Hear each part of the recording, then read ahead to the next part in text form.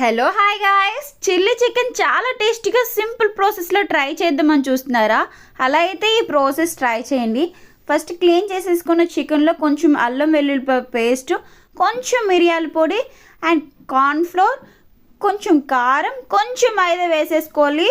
Cornflour కన్నా కొంచెం తక్కువ వేయాలండి. తర్వాత ధనియాల పొడి, సాల్ట్ వేసేసుకొని బాగా మిక్స్ చేసుకోవాలి. తర్వాత 1 or 2 ఎగ్స్ యాడ్ చేసేసుకొని కలుపుకోవాలి.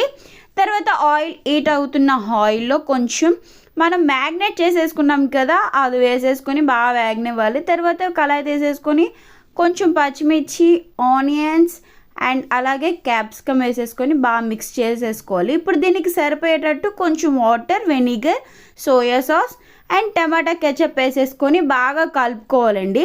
ఇప్పుడు కొంచెం కార్న్ఫ్లోర్లో కొంచెం వాటర్ వేసేసుకొని కలుపుకొని దీంట్లో వేసేసుకోవాలండి. గ్రేవీ అనేది థిక్ ఫామ్లో వస్తుంది, అందుకే వేసుకుంటాం మనం. తర్వాత మొత్తం ప్రాసెస్